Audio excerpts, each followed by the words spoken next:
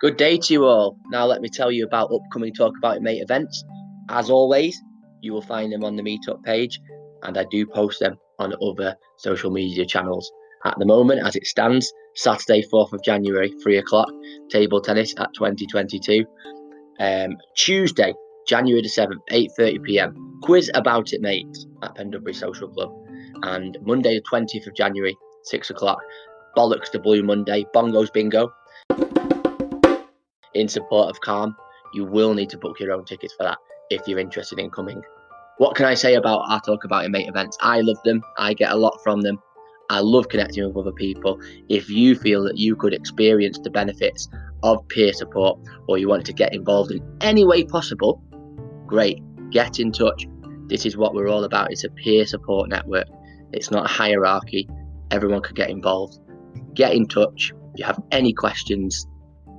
Hope you enjoy the podcast, and all the best for 2020.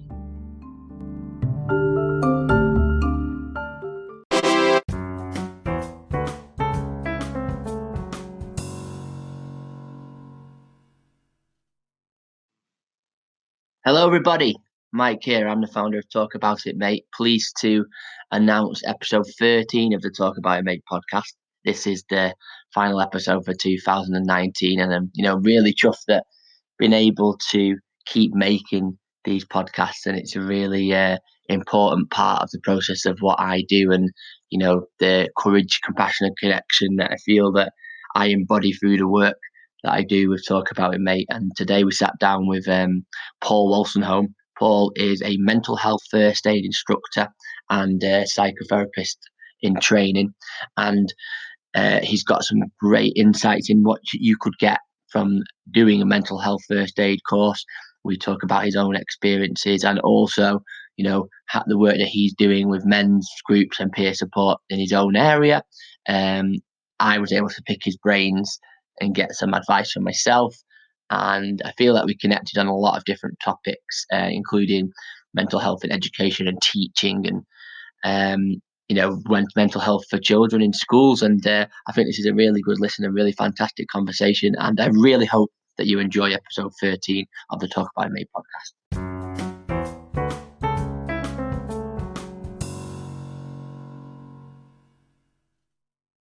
I'm on the road today, made it all the way to Stalybridge, and now we're in Oldham. We're in Saddleworth. Yes, Saddleworth. We don't like to associate ourselves with Oldham. Okay, now I'm learning all of the time. And I'm with a great guest today, Paul. And would you like to introduce yourself? Thank you. Yes, my name's Paul Wolstenholme, and I am a mental health first aid instructor, a psychotherapist in training, and like yourself, Mike, I run a men's group. Thanks very much. I'm glad you mentioned your surname then, because I didn't want to say it wrong.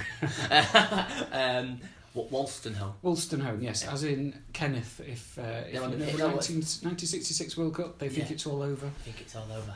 It is now, but no relation, sadly. Oh, it's like me and Cliff Richard. No.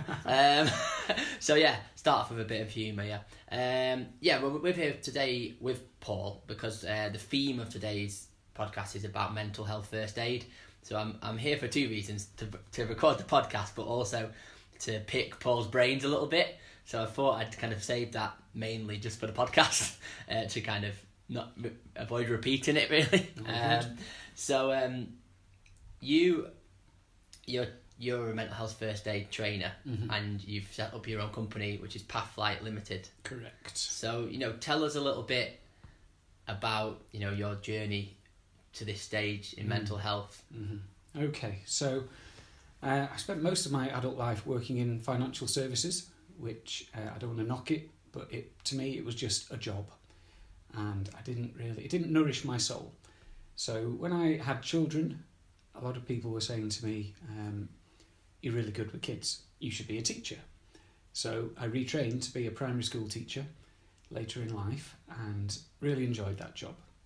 However, I'm something of a recovering perfectionist, and that doesn't go well with teaching.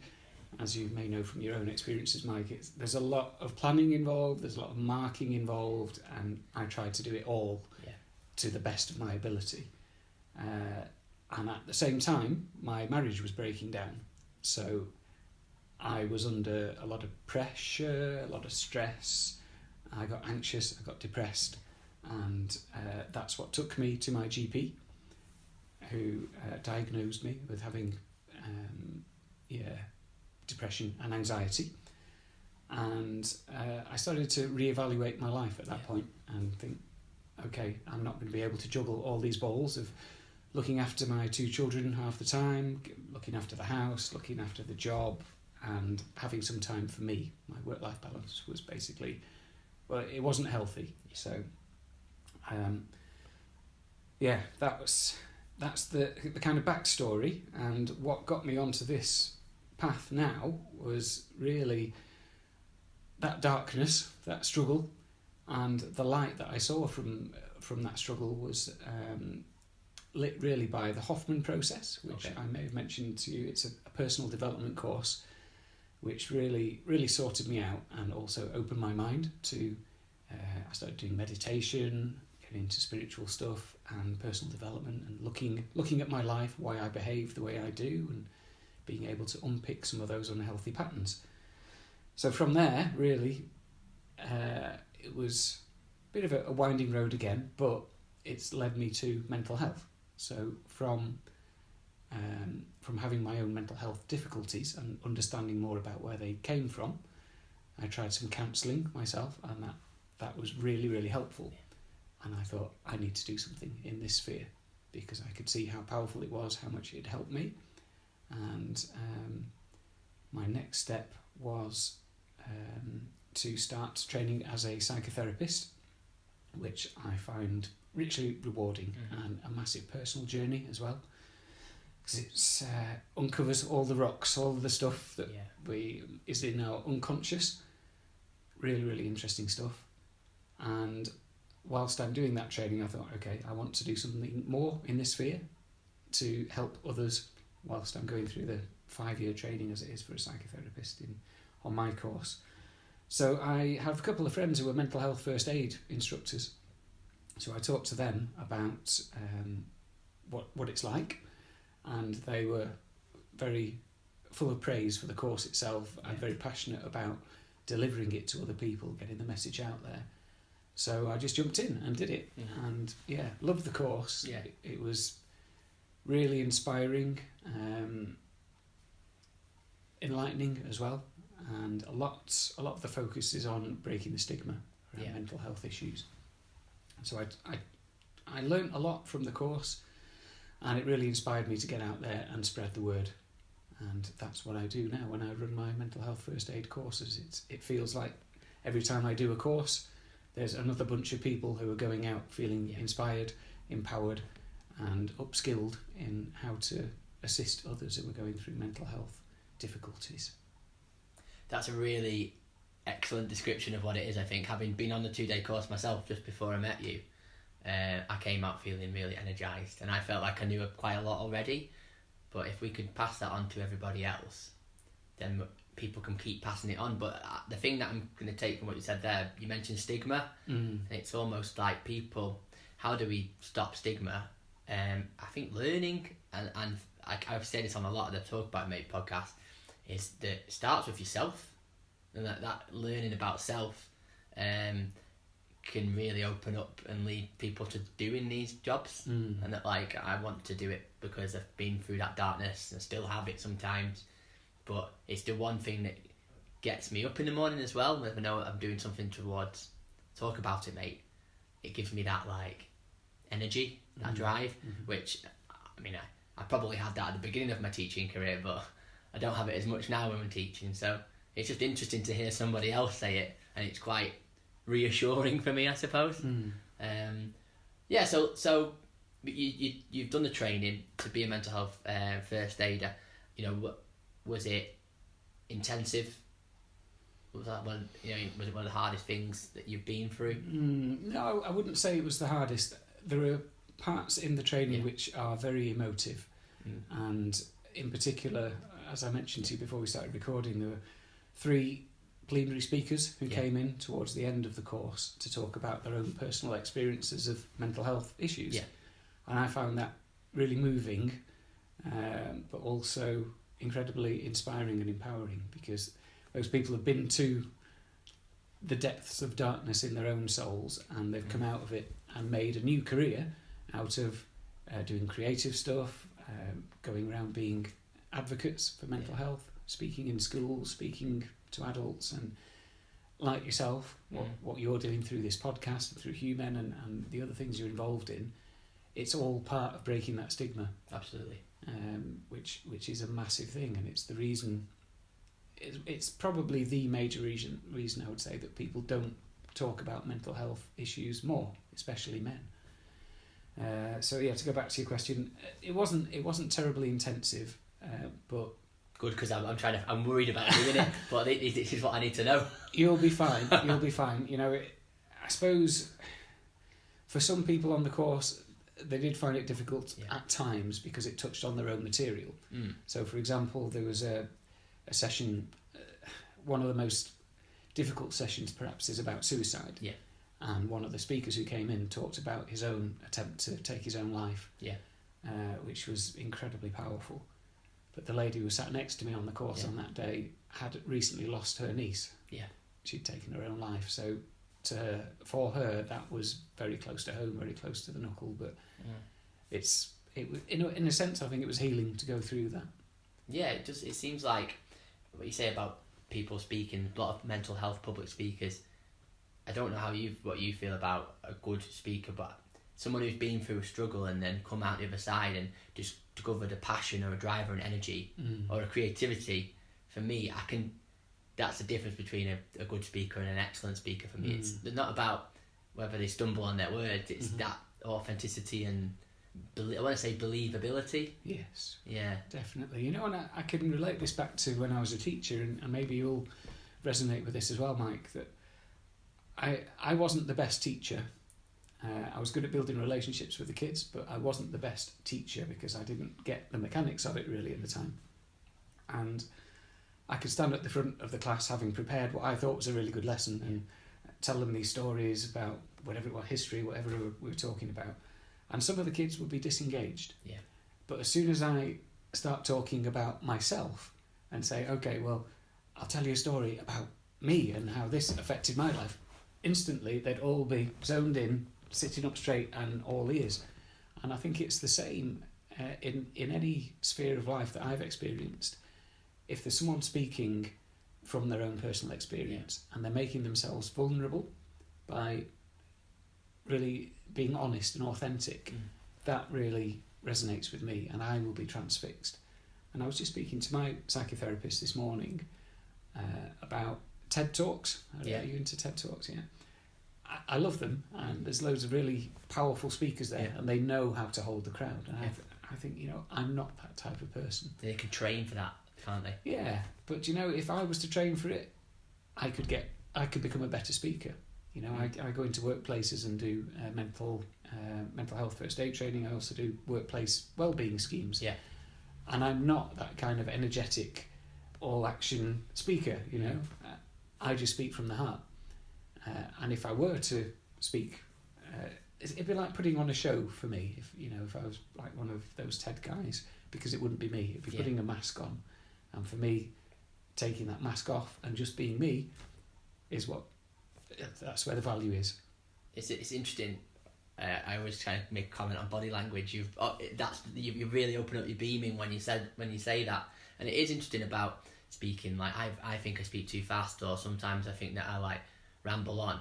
But I went to a public speaking event and I did a pitch and I pushed myself, but I said to the guys, it's really important to me that whatever I do, it has to be me. And we can easily get swept up by not being our true selves, and usually it's stress that makes us do that, and anxiety and worry, and it's claiming that back is hard work. And but say doing a podcast, I thought this is a great way to record conversations, and I feel like I do it in my own way. And I think it's the more and more we do this, the more we're in touch with our true selves, I think. But it's just interesting what you said there. And so now you're delivering the course, you're raising awareness, but how do you think we can keep as a society improving our attitudes towards mental health. I don't expect you to have all the answers to that one. I think the raising awareness thing is going really well. I think even in the last year, especially in men's mental health, that's how we met. But I think I'm just going to throw that out there. How do we take it on from here? Really, it's a good question, and something that really resonated with me from my mental health first aid instructor training was the metaphor of physical disability. And you're considerably younger than me, Mike, so you might not remember. Thank you. But in the 1970s and 1980s, when I grew up, if you were physically disabled, say in a wheelchair, you were very disabled because society made you disabled. Shops were not set up for wheelchairs. There weren't ramps to get into cafes and restaurants. If you wanted to go to the cinema, tough luck, and workplaces as well. They were not set up for people who were significantly disabled. But so much work has happened in that sphere over the past 30 years, I'd say, that now, if your legs don't work at all and you're in a wheelchair, that is not a disability to most of your life. You can get on, you can have a good job, you can go to pretty much all of the places. You can even do a bungee jump. Like there's less barriers to participating in life. Absolutely. And I think with mental health, we're on that track now, and we're not anywhere near where we've got to with physical disabilities, but we're heading that way. And we're heading that way because of people like you doing what you're doing, people like sports stars and the royal family talking more about it, and it's normalising it because it is normal.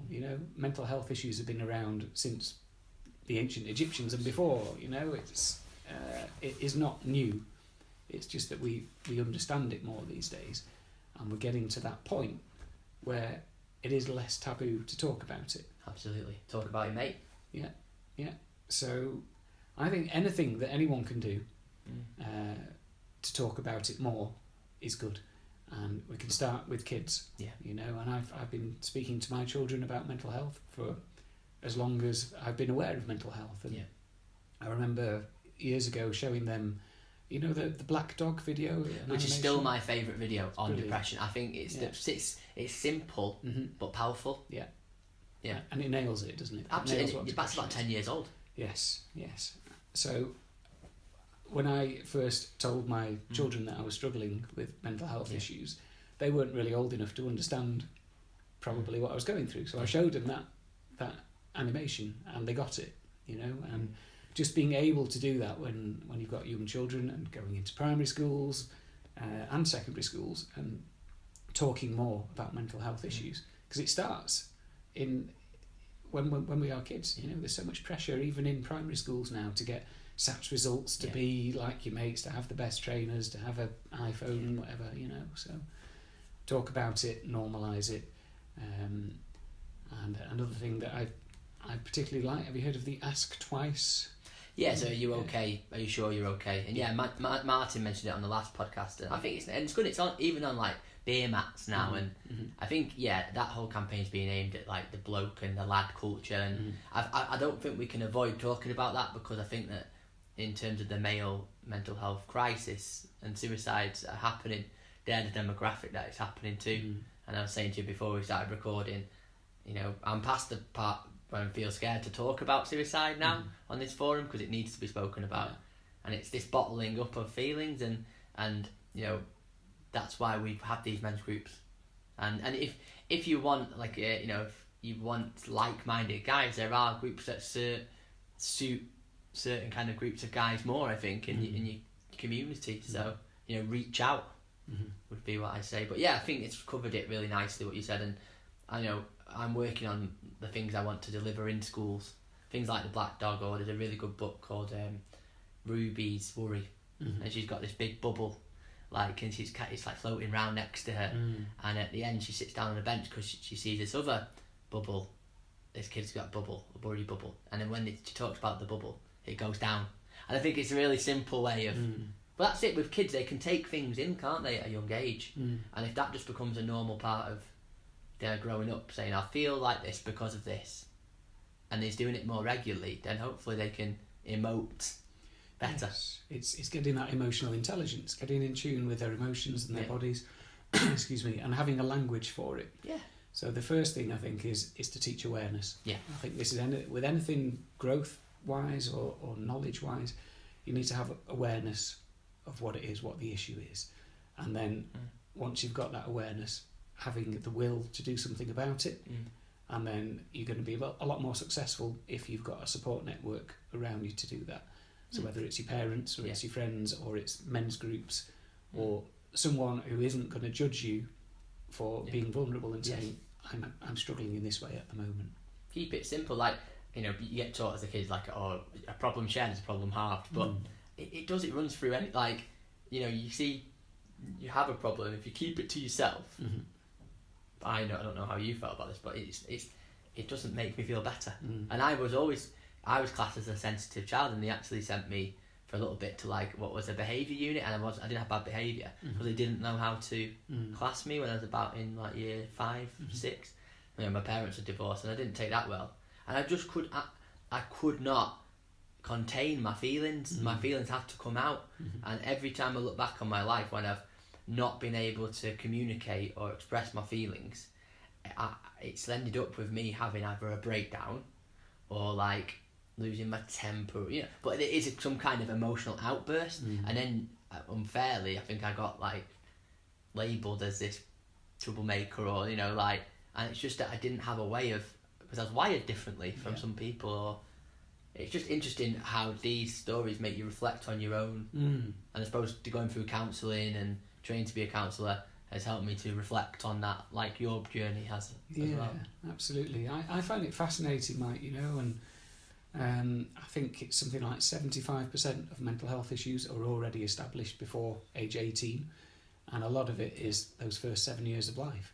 And it sounds like from your story there at school, you weren't quite aware of what was going on for you. Maybe you felt a bit different to the other kids, and the teachers and whoever else, they didn't have the tools or the awareness at that time to know what to do with you.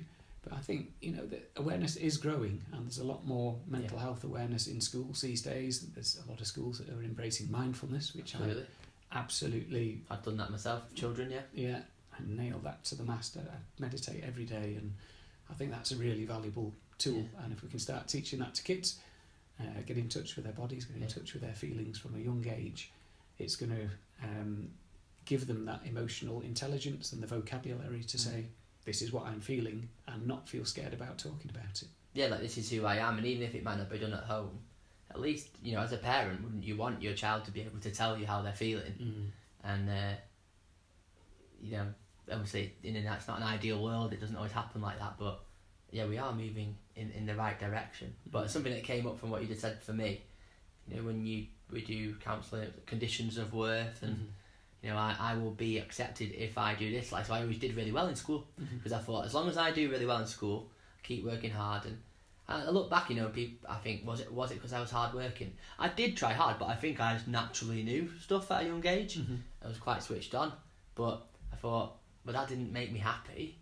Like, I was trying to please people, but I wasn't able to, you know, get my emotions out, and I've carried it with me through life, and it's only in the last, say, 3 years that I've been able to kind of unpick that. But as a result, when you do start to unpick that, and these speakers that you've mentioned, you know, you go through this journey, you come out the other side as a better, say, version of yourself. And I'm not saying to every guy who might come to a man's group, you're going to go on this huge journey, but everything starts from a small basis, doesn't it? Absolutely, and it starts from that awareness. Yeah. And, you know, as a psychotherapist in training, I'm biased, but I honestly think everyone could benefit from some form of talking therapy. Absolutely everyone.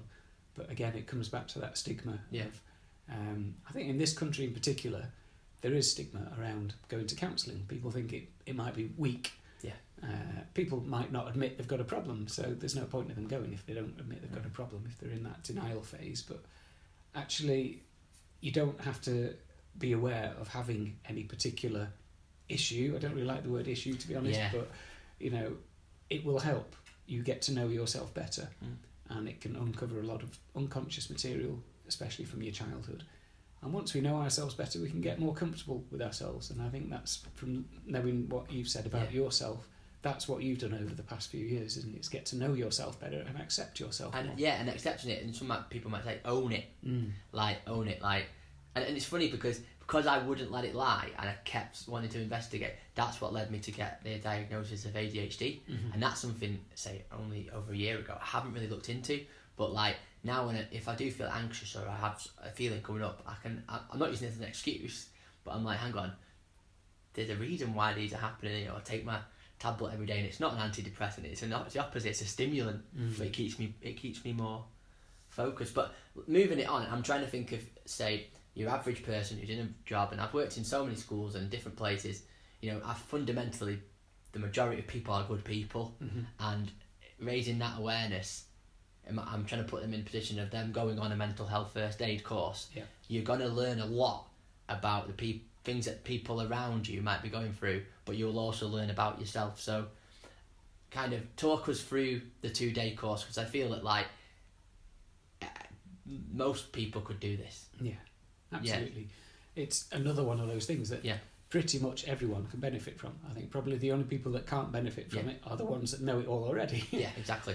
But yeah, it is intense. It is. You've done it, haven't you? It's a full-on 2 days, and it doesn't wrap anything up in cotton wool, so it goes to some tricky places.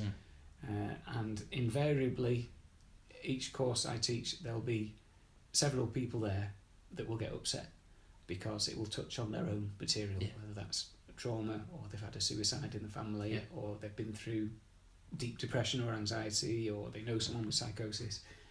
So I've listed there quite a few of the mental health issues that we cover in the course. We start off with generally what is mental health, and we like to think of mental health as a continuum. So I think perhaps, 15, 20 years ago, people thought you were either mentally well or you were mentally ill. And these days we try and look at it more as a continuum. So if you can imagine a sheet of paper with a horizontal line and a vertical line going through the middle of it, so we've got 4 quadrants, and then we've got the top right section, which is where everything is dandy. We don't have a mental health issue and we don't have a diagnosis. And then the bottom right quadrant is when we have got a mental health issue but we haven't had a diagnosis yet, and that probably is a lot of men, because they're suffering from anxiety, depression, whatever it is, but they don't go and see a GP because of stigma or whatever else. And then the bottom left quadrant is when you have got a diagnosis and you still got poor mental health. And then there's this very empowering model that even though we've had that diagnosis, we can move up to that top left quadrant and recover. So although we've still got that diagnosis, whatever it is, we can live well, we can be content most of the time, we can hold down a job, we can look after our families and generally be happy most of the time. And that theme of recovery runs through the whole course. And I've met a lot of really inspiring speakers who talk about their own mental health issues, and every single one of them inspires me by saying, I was in this terrible place, but I have recovered, and I still have dips, but I know how to deal with them. I've got the tools, I've got the awareness, and I can still live a good life. So that continuum is kind of underlies a lot of the course. We talk about what mental health is. We talk about different mental health issues: anxiety, depression, schizophrenia, psychosis. Suicide is one which is quite triggering for a lot of people. It's a tough place to go. But on the course that I was on, the girl got upset, and it's difficult, but and everybody was very sympathetic to that, and of course, but I think the instructor and myself agreed you have to carry on, and you have to. It's not reason to stop talking about it, because we need to learn about it. I suppose. Again, we need to normalise it. Yeah, exactly. It's a lot more common than you think. And I'm not good at remembering stats, but it's a very high percentage of people who have considered suicide at some point. I have. And I think it's something like, forgive me if this is incorrect, but I think it's something like 2% of people have attempted to take their own life. And if you think about how many people there are in the country, like, I think about just your Facebook friends. Yeah. You know, if you've got 300 Facebook friends, Yeah. for example, that means 6 of them statistically have attempted suicide. and you wouldn't know. You wouldn't know. You know, in my life, I think I only know 1 or 2 people, but there will be several more, statistically speaking, that have done so. But again, they don't speak out about it because of the stigma. So it is good, you know, that the course does go there. It goes to some difficult places and leaves no stone unturned. And what it does, it equips people then to go away after a 2-day course. I do the 1-day course and the half-day course as well, just to pitch at different levels of management and such like. But the 2-day course comes, people come away being a mental health first aider. So they can go into their workplace and support their colleagues. They will be able to spot the signs and symptoms of most common mental health issues. They'll be able to, they're taught how to listen and communicate without judgment. Yeah. So kind of basic counselling skills, which you'll be aware of yourself, that kind of non-judgmental listening and reflecting back, mirroring, not interrupting, not judging, all that stuff. They're also, they know where to signpost people to get help, because ultimately you're a first aider. You're not, you know, if we liken it to physical first aid, you're not the surgeon. You're not there to be their counsellor. We're not there to fix them in any way. We're there to identify and act as a first response and signpost them to appropriate support. And that's the biggest chunk of it, I think. Like, once I think of it like that, so I panic when something difficult comes up. Like, I think a lot of people might. But when I thought, you know, the chances of seeing the more serious cases, you know, are very low. You know, in you know, the scenario of everyday life, you might, you know, you won't see, but it's more likely to be someone in your workplace. And you'll have the time, you'll have the space to have the talk with them, to listen to them, respond non-judgmentally, mirror it back to them, and then just signpost them on to where they need to go. And that might be the extent of it, but you've got that forever, haven't you? Absolutely. And you know, the people might come back to you again. Yeah. You know, that you might signpost them to the GP or to to human or something like that. You know, depending on what their needs are. But they might come back to you because you've established that trusting relationship. It's open, it's non-judgmental, and they know that they can come to you and speak without any judgment or fear of stigma. So it's potentially an ongoing relationship. But 2 days is a lot to take in. I mean, you get a handbook with it, which you can always refer back to, and you get to interact with the other attendees. But you know, it is intense. But now I look back on it, I thought it's just something else that I did. You know, how many other training courses do you go on in your job? And like, this one's like something you can apply in all aspects of your life. Yes, it's like a must. And like, I paid to go on it privately, but if your employer, it will send you on this course, then go, because it's so important, isn't it? It is. I think it's invaluable, and you know, stuff like this, I think, should be mandatory. You know, certainly in the workplace, it's mandatory that they have physical first aiders. Yeah. And there is a white paper going through Parliament at the moment to try and get mental health first aid on the same footing. And I think that would be a really good thing, not just for me personally as a business person, but just to have that awareness. And you know, I get emotional every time I do a course. Yeah. Because towards the end, I say, right, okay, so you've got your toolkit now, your mental health first aiders. You can go out there and make a difference. Yeah. You know, it might just be someone in the street that they pass who's crying, or someone in their workplace who isn't behaving like they normally do. And just that initial approach, saying, "Are you okay? I'm a mental health first aider. Is there anything I can help you with?" You might actually save someone's life. Yeah. And how many courses can you say that about? That's massive, and it's just that confidence to feel that you can make a difference, and not get scared that if you intervene you might do something wrong. It's just you're probably going to do a lot of good. Absolutely. Just by, like you say, "Are you okay?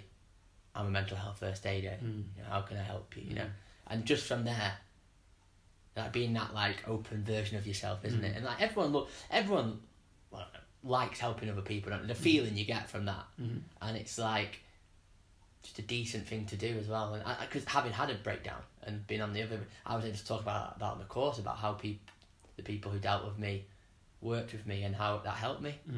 And just say normalising is the word that keeps coming out, normalising. But yeah, I hopefully will go on to do the instructor training because I think, I don't know what I was worried about really, thinking maybe I wouldn't be smart enough or could I deliver it, but then I've got quite a lot of teaching experience. So, and I have delivered workshops to adults before, just through Talk About It Mate, so I think it's just something I just have to say, I'm going to do it. Yeah. And I think having spoken to you, thank you, I feel that like it's something I would like to offer. I'm sure you'd be great at it because, earlier on we talked about passion, and that's all you need, really. Yeah. You don't need to be super intelligent, you don't need to be the best energetic presenter, you just need to know the course material, which you get to know over time, and you just need to have that passion to want to make a difference. And every single time you run a course, you make a difference. And it's connection that comes through again, isn't it? Like the things I remember about the 2 instructors was a lady who, she talked about her son, and like, when people use negative self-talk, and she was like, oh, I'm stupid, I'm useless, and she went, don't you talk about my son that way, like, and I thought that was so adorable because she was referencing how you might say to somebody, what would you say to a friend who was in this situation, and nearly everybody would say something different than what you'd say to yourself, because it's easier to help others. And the other instructor lady told us about how like she broke her arm in like a really horrific way, and like abroad, and it was just stayed with me, and like about how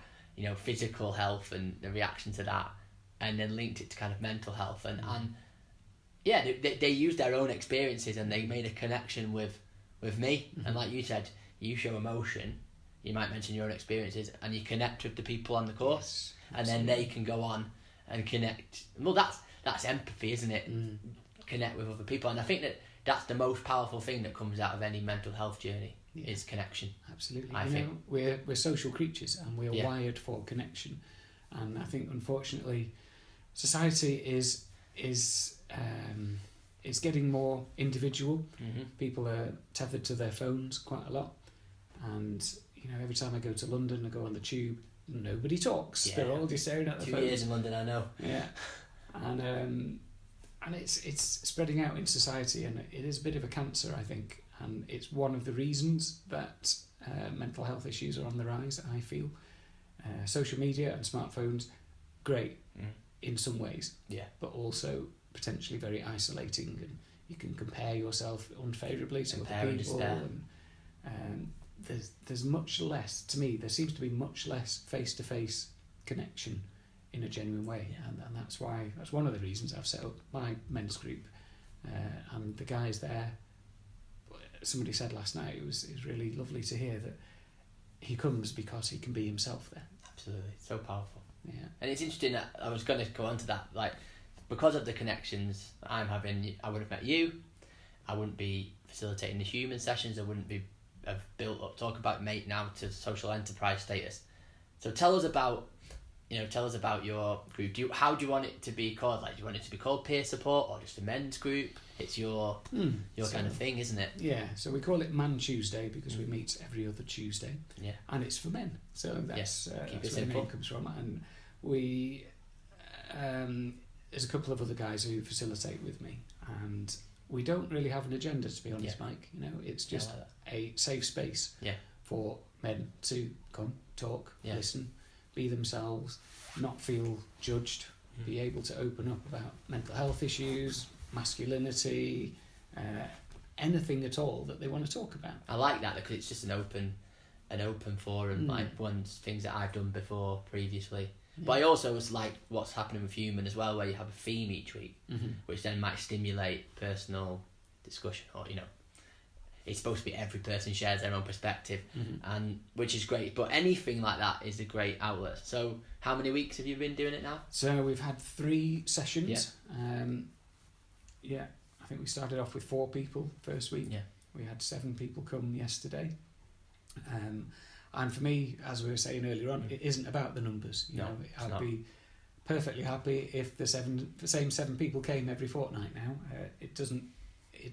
Obviously it'd be great to get more people in there so that they can use it for their own needs, but it isn't a numbers thing for me. It is just, if people want it, they're ready, willing and able to come and be open, be themselves, then that's great. I think I feel like it's a service.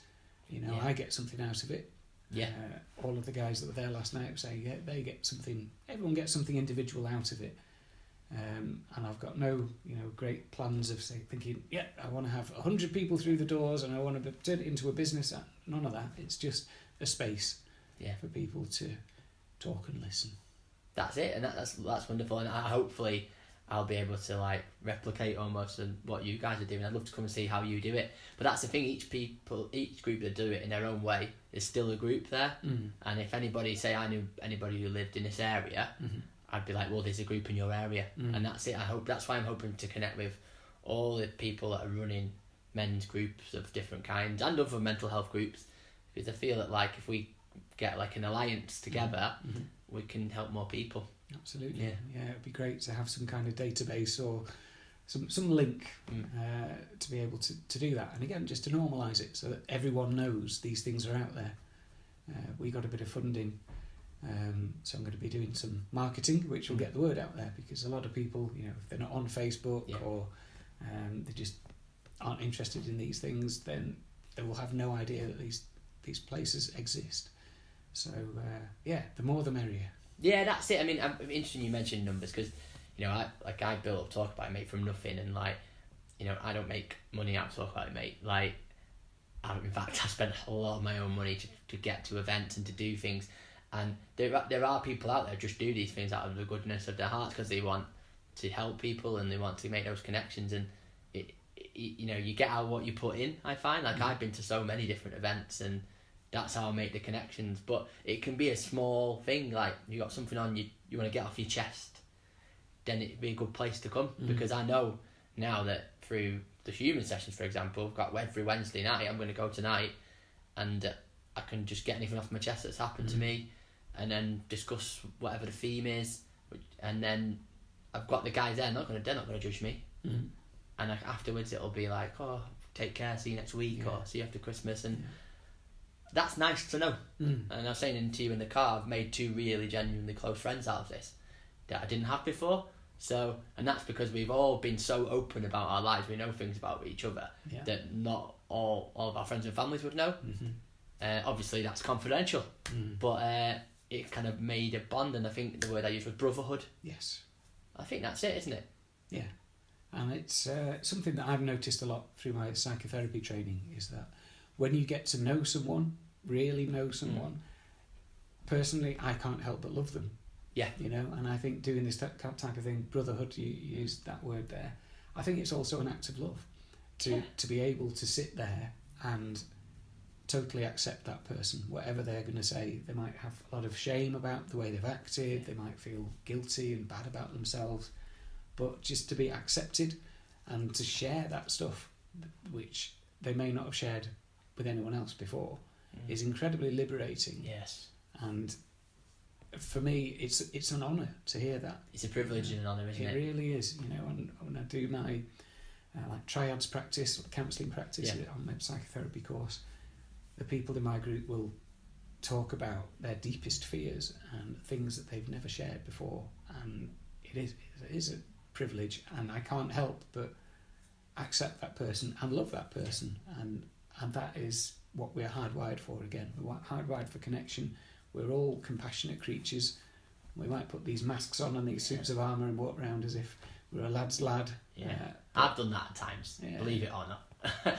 It's like, imagine the brain's like a muscle, isn't it? So if you're physically working out and you can't, your muscle stops, you'll get pain, you'll get a muscle strain or something like that. And our brain stops us from going further, but you push it more and more each time. And like you said, sharing your deepest fears. Every time you get to the stage where you think, sorry to use bad language, fuck it, I'm just going to do it. You grow, don't you? And it becomes more and more normal. Like every group I've shared with and every counselling session that I've done, and you think I've come this far now. It doesn't scare me now to say I couldn't do this, or this has happened to me, or this happened to me, because I've got to that stage where it's become normal. Yeah, and that's growth, isn't it? There you go. It is finding out what your boundaries are, exploring those boundaries, thinking, okay, so why do I get anxious when I do this thing? Yeah. And changing the script in your head, reprogramming it to say, oh, actually, do you know what? I'm not going to die if I try this thing. If I go and talk to that girl, ask her out, or try and facilitate this group, or speak about my inner demons, I'm not going to die.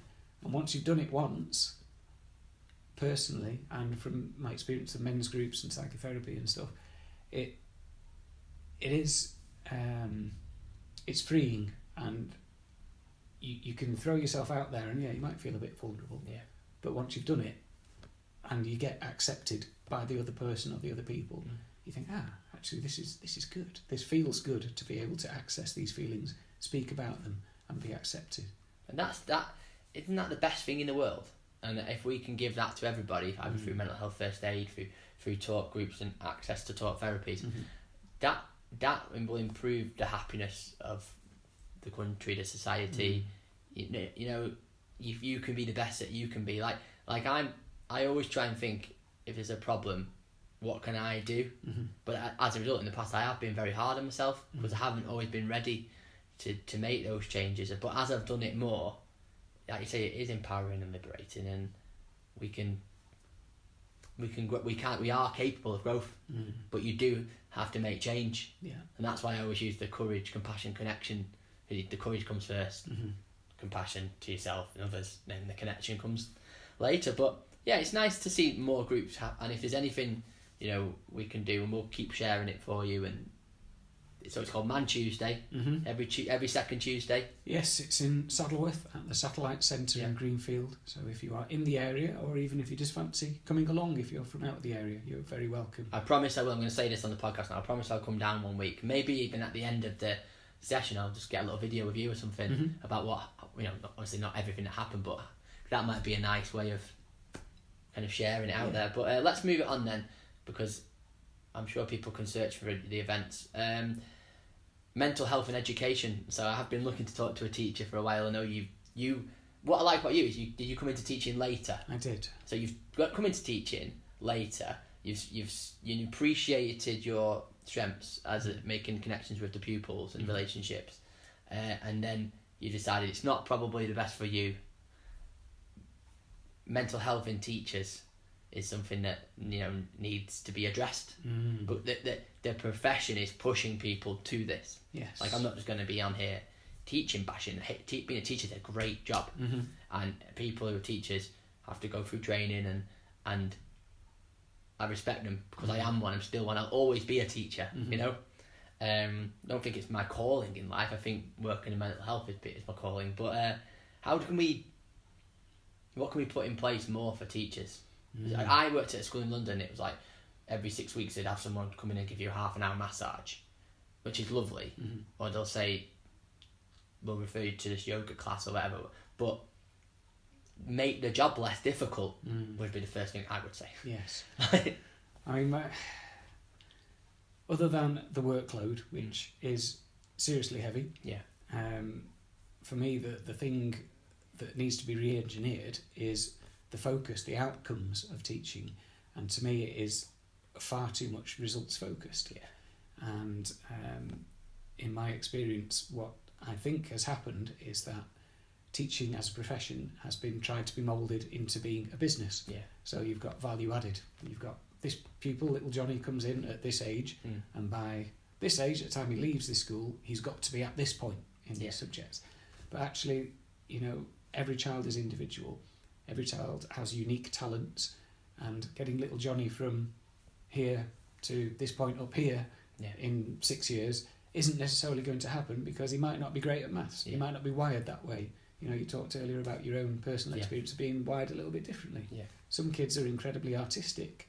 They might be great at writing poems, for example. They might be great at music or PE, and that might be their course in life. They might not need to know the subjunctive tense and the square root of the grammar, all of that type of stuff, how to work out the area of a triangle. They might never use that in their life. Okay, so for me, the Scandinavian countries, I don't know if you know much Finland about has them. the best PISA ratings, don't they? But their standard of life is just a better standard of life, isn't it? They come out top on so many measures, happiness scales, mental health issues, and they still perform well at school, you know, and they don't actually start formal education till age 6 or 7. Yeah, 7 in Finland, isn't it? Yeah, so they play, you know, they learn how to be themselves, they learn how to socialise, and these are the skills that we actually need in life.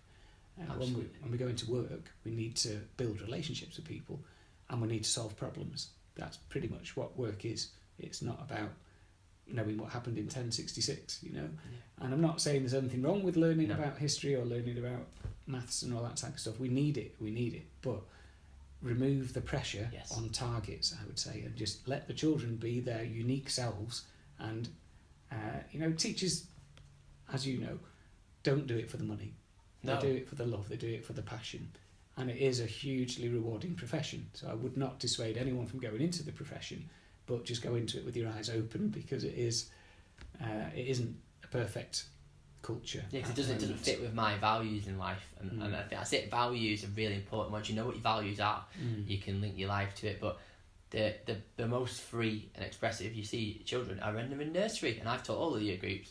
And it's a really nice time you go into nursery, because they work, like you say, they're problem solving. They're like the water tray, they're at the sand pit, they've got the construction area, they've got the whatever, even before they're just trying to hold a pencil for the first time and write some things. It's all problem solving for them. Yeah, and creativity as well. Yeah, that's the more core instinctive way of being as humans, and then they go through school and it's like, but you know, someone might be listening to this saying, well, we can't just let them run wild, and like, no, we probably can't, but creativity is taught out of the children, and you expect them to be, and it's like, especially like in high school, like surely they can earlier decide what route they're going to go down. I don't know, because if by 12, 13, if they've not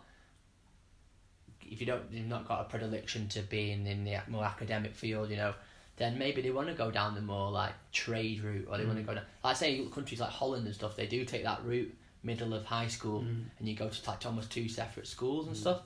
Probably correct me if I'm wrong, but like it does need a rethink. But you say it's been ruled by spreadsheets and all this rubbish, and in a way, like then it feeds into, and my experience is the house prices in an area of how all the schools doing. So then you've got the forced academisation, and it's, for me, that's all rubbish. You know, I cannot abide with any of that. It has nothing to do with teaching. That's made by people outside of the teaching in the classroom. It's come so far removed from that that for me it's lost its soul a little bit for me. That's a really good expression, and I was going to say something similar. You know, that the teachers are being made really to teach to the test, and that removes the soul from it.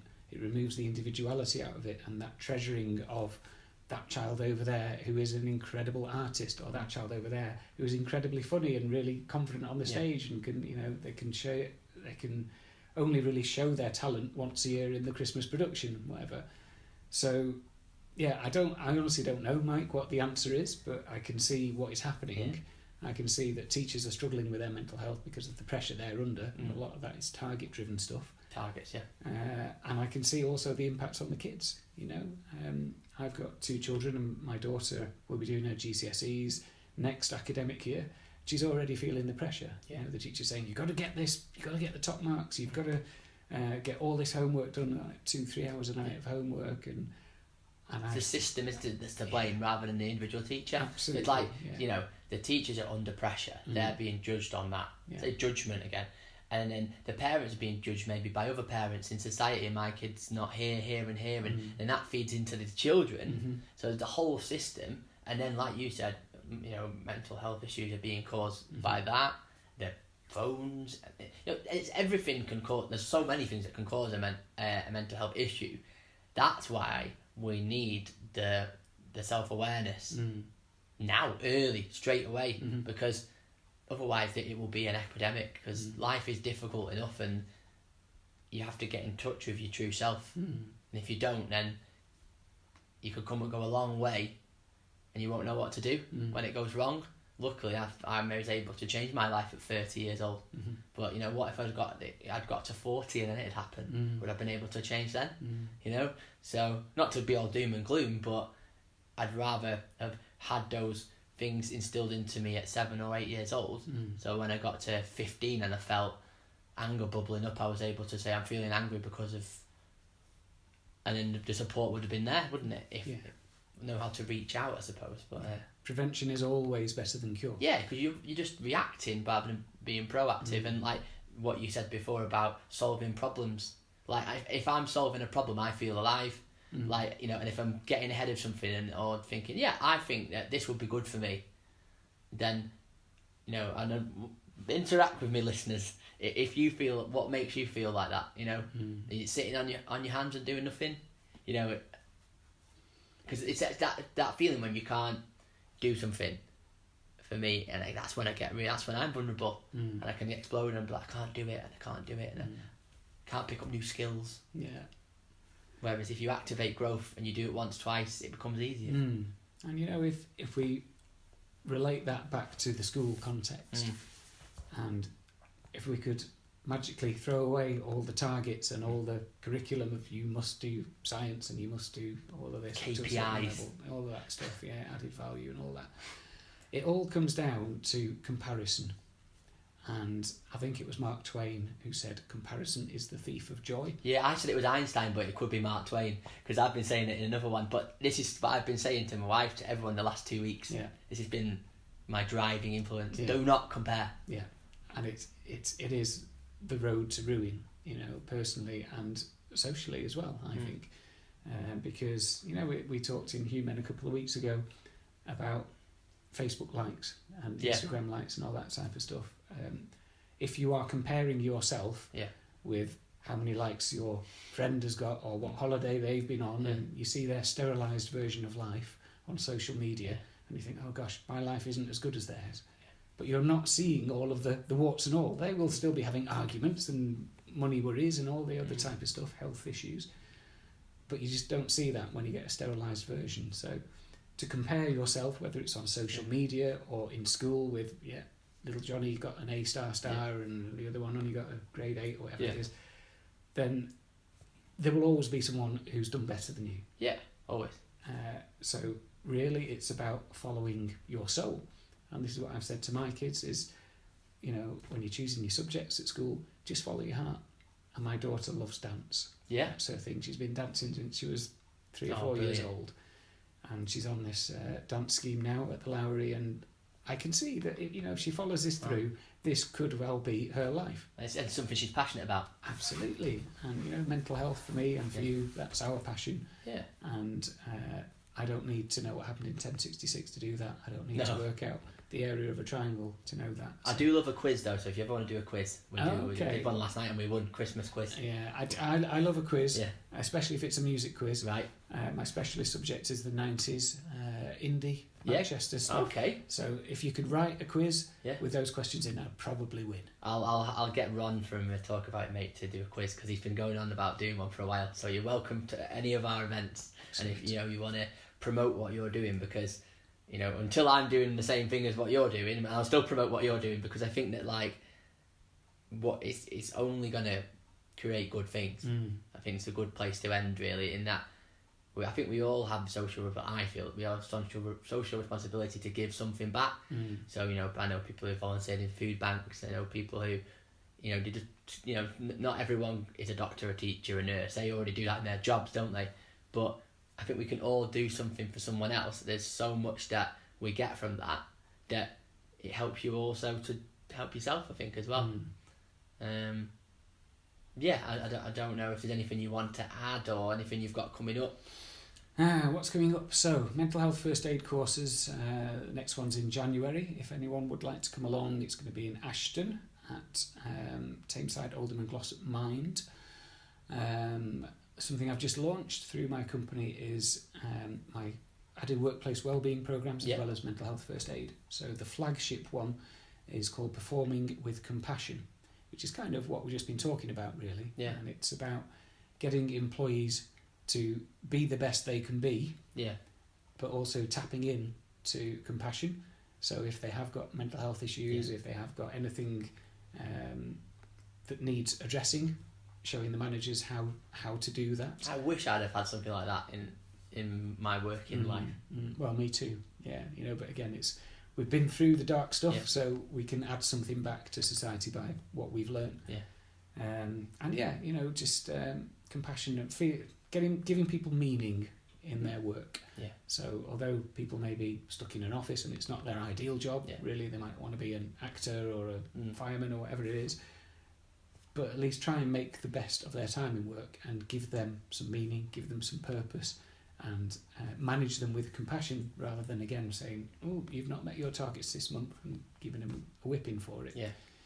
So, that's out there. So if there are any companies or people who work in companies who think that might be something they would like to investigate, then send us an email. It's info@pathlight.org.uk, or have a look on my website, which is currently being redone. Okay. So it'll look more professional in a couple of weeks' time. Oh, you must share that with us once it's done. Maybe, hopefully I'll have the podcast out by then. So yeah, well, all I can say is have a good Christmas and New Year, and I think it's been really informative for me and hopefully for the people who are listening about what mental health first aid could do. And I'll give you the last word. What any other quotes or things that stick with you that on the journey that you go back to? So yeah, for me, when people are in a dark place, they might think it's all doom and gloom, and there's no way out. And people say if you're in deep depression, it's like there's no hope. But for me, there is always hope, and that again is something that we talk about on the mental health first aid course. That recovery model that you might not get back to where you were before you had the issue, but you can recover, and that dark place, the mud or whatever you want to call it, that's where the gold is. And I think from what you have been doing in your life the last few years, what I've been doing the last few years of my life, I would not swap what I've been through at all. It's been such a valuable teacher for me, and I've learned so much about myself and about humanity and about relationships that it's actually been, along with being a parent, those are the two things that have taught me the most in life. So if you are in a dark place at the moment, know that it will get better. There is gold in there for you, and you can recover. Thank you. I think that's a really nice way to end, and thank you to everyone who's listened to the Talk About It Mate podcast this year, which we started in February and now have done 13 episodes. So thank you for listening in 2019, and we'll have some more material for you in 2020. Exciting times ahead. Thank you.